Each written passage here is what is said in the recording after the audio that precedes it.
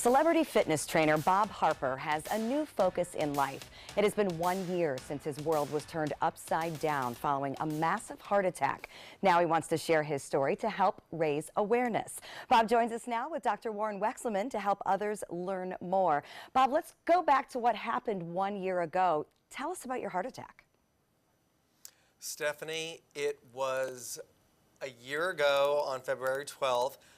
Imagine, I am the workout guy, right? I'm the one that you come to for all your fitness advice, and I'm always in the gym. And that day, I dropped on the floor, had a heart attack, and immediately went into cardiac arrest. I don't even remember that day. I woke up 2 days later in the hospital, and my whole life changed. And that's so scary for the rest of us because we are probably not in as fine physical condition as you are, but yet this can happen. So how has your life changed, and what have you done to make those changes? Wow, well, everything has changed in my life. Not only have I had to change the way that I eat, I'm more of a Mediterranean style now. My workouts have changed, they're not as intense, but also the most important thing, I think, is this relationship that I have with my doctors now, and obviously the medications that I'm on. I'm taking Brilinta every single day. I actually left the hospital with Brilinta, and I knew that was something serious.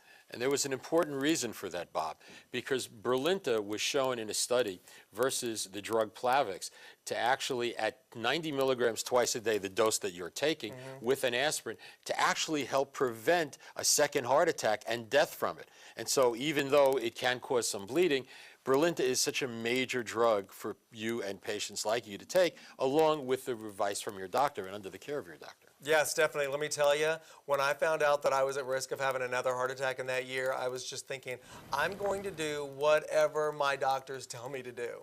I mean, wouldn't you? Absolutely. So what's the takeaway here? What do you hope to get the message out to other people? Well, I think that I'm part of a club now, this heart attack club. It's a club you never want to be in. I hope, Stephanie, that you're never in this club. But it is now, I'm with a community of people, and I'm trying my best to give people information and help people. We put together a website, survivorshaveheart.com, where you can find 6 of my survivor tips. It's about getting the message out there. It's about raising awareness, and hopefully you'll never have a heart attack. But I think, Bob, what you're teaching people is that if you do, there are ways to then move forward. That's right, because I think that to me was so important, because when you have a heart attack, I mean, your whole life changed and your whole outlook changed, and you have to realize that life is just moving forward, and you've got to just get back into this game we call life. Doctor, before we run out of time here, I want to ask you a little bit about the patient-doctor relationship. Restate to everybody the importance of that. Well, it is the key to actually staying well and preventing disease and treating it. If there is no give and take, or it has to be an equal 50-50 partnership. Doctor should be able to talk to the patient should be able to talk to the doctor.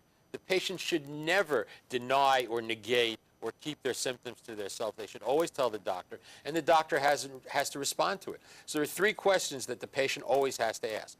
Doctor, what's wrong with me? Number 2, what do we do about it? And number 3, what is this going to mean to me long term?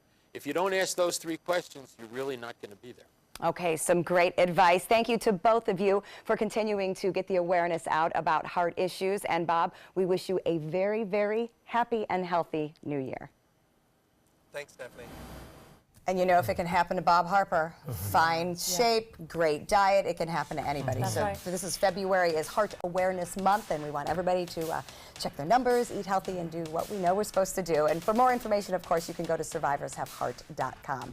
Coming up next, speaking of fitness, we're going to turn things around literally a little bit. Oh, boy. Oh,